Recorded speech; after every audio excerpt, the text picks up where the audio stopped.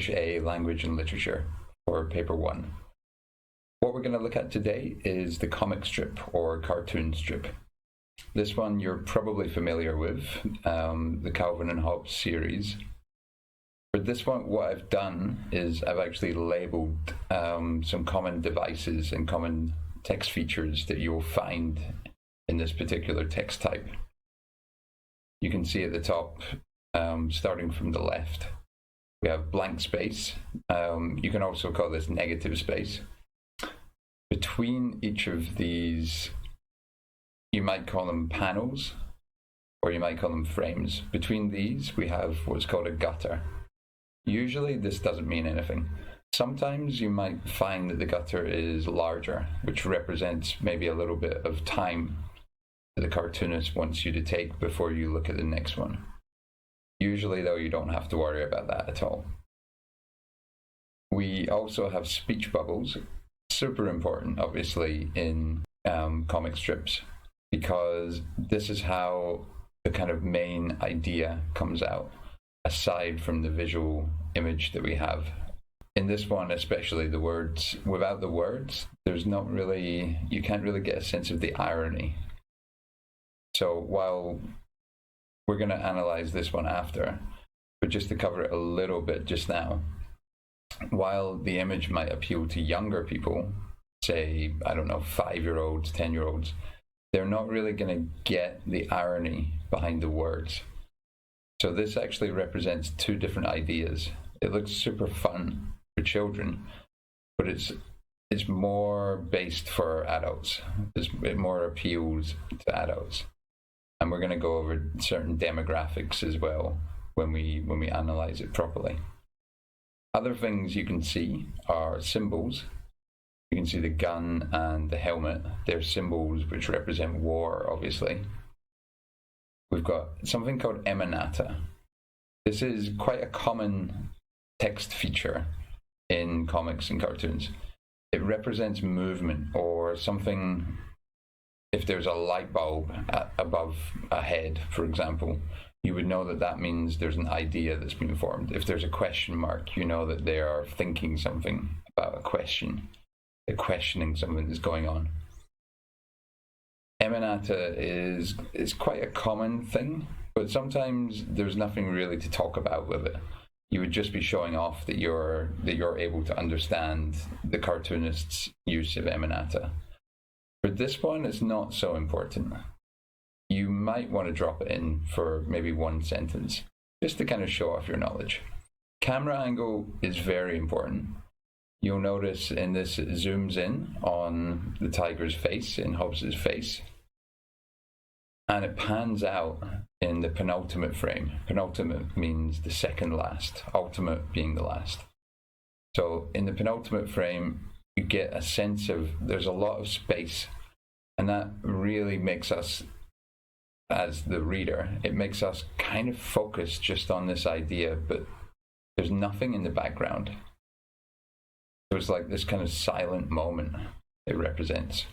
And at the very end, we have the punchline. Whenever you have a joke, whenever you have a skit, is what's called like the tiny part of the joke, you have a punchline at the end. And a cartoon is very similar in a way. This one, the punchline actually, if you look at the very first panel, you can see that there's a joke that comes in. And the punchline kind of finishes that one off. So we're going to look at that when we analyze it a bit more. In this slide, you're just looking at some different literary devices that are very common in cartoons or comic strips. You can see the acronym here is Rice Desk. It's not the most useful one, but it might help you to remember.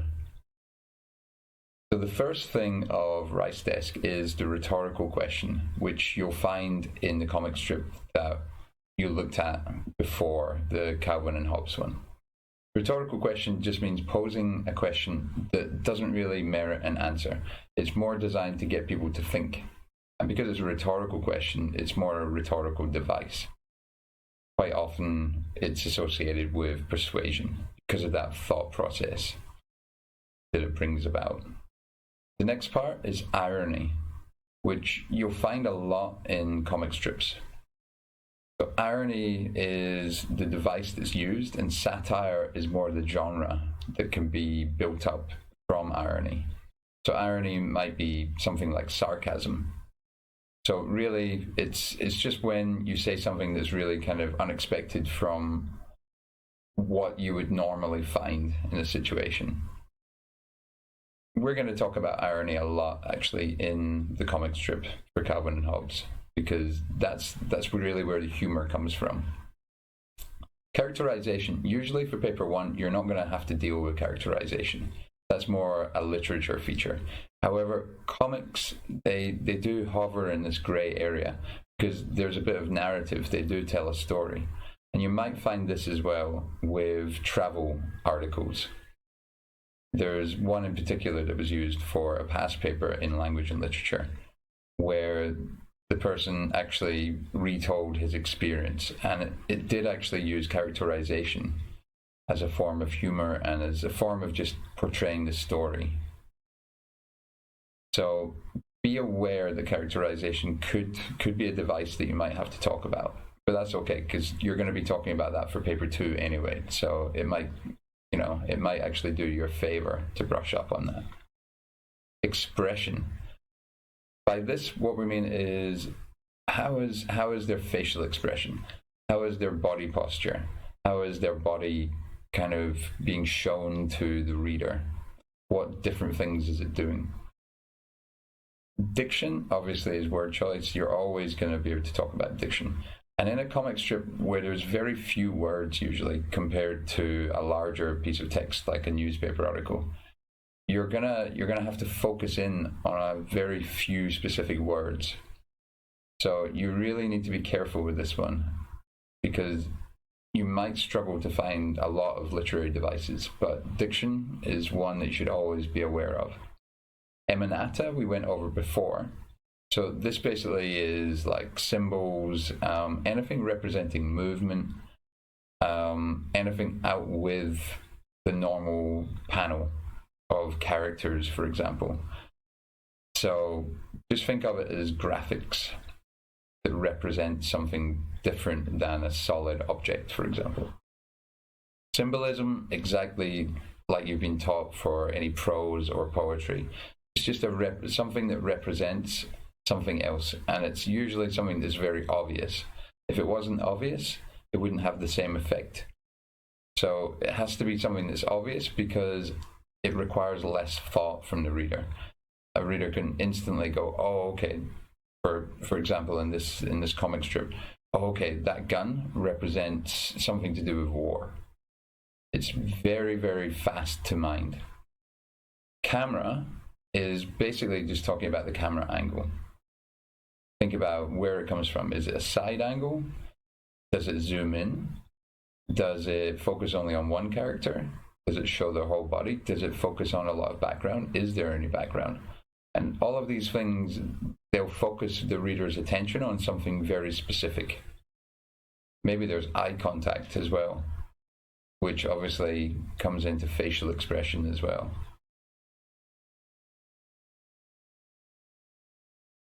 We're going to have a look at this comic strip now in terms of annotation. I haven't actually highlighted this one, but you can obviously see where everything comes from anyway. It's a very short text. So it starts off with this very long panel, and that kind of gives us a chance to read the name Calvin and Hobbes. And we're assuming that Calvin is the character on the left, the little boy, and Hobbes is the tiger, the one on the right. And look at the way that they're always positioned. It's always Calvin on the left, Hobbes on the right. It gives the reader, I should say, a very easy opportunity to kind of guess which one is which. So it starts off here. How come we play war and not peace?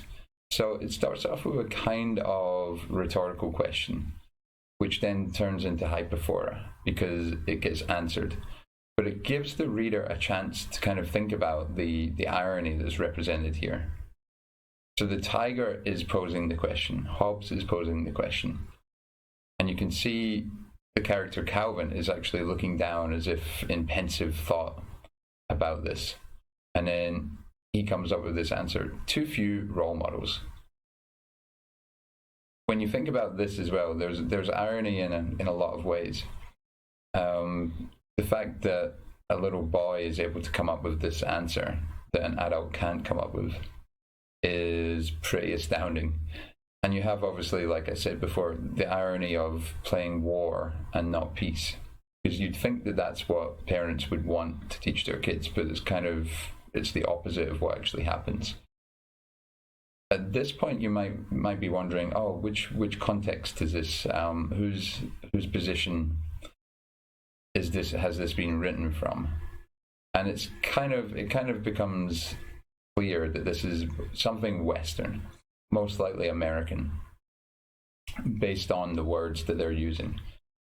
So rather than get too far into the context at this point, let's go to the static model of annotation, and we'll talk a little bit more about that. So in terms of structure, we have 8 color panels. They are obviously square and rectangle, and the rectangles differ in size because of that first long one. So is that important? Not really, but you might want to put it in there. You might want to bung it into the introduction or somewhere in the first paragraph if you're talking about structure. What is important is that there's some kind of story arc that goes on. So by story arc, what I mean is that curve that you find in a lot of novels. So you start with the exposition, then you have rising action, then you have your climax, and then you have the denouement, where the action kind of goes down, or you could call it the resolution, where everything at the end, you find out what happens, what's the aftermath after this climax. So this one, it's in chronological order, which means it forms a very neat narrative. Is that important? It kind of is, because for us to get the kind of moral of the story, these characters need to go through this story arc. There needs to be something that kind of catches our attention, and then it draws our focus to a particular point that they want to make. And the punchline really, there's no denouement, but we kind of get that. It's almost an anticlimax, but it's not really. It's this moment of realization that war is stupid, where they say, kind of a stupid game, isn't it? And that actually links on to the original question that starts it off. So it's a very clever 8-panel comic strip. It starts with, how come we play war and not peace? And it ends with, kind of a stupid game, isn't it? So you can see the author's message, the cartoonist's message here. War is stupid. Children shouldn't be encouraged to play war, because what it represents is something far graver than just a game. They need to learn when they're younger. And the irony, obviously, is that these young characters have figured that out, whereas general Western society hasn't. It glorifies war. We'll get to that a little bit as we go on.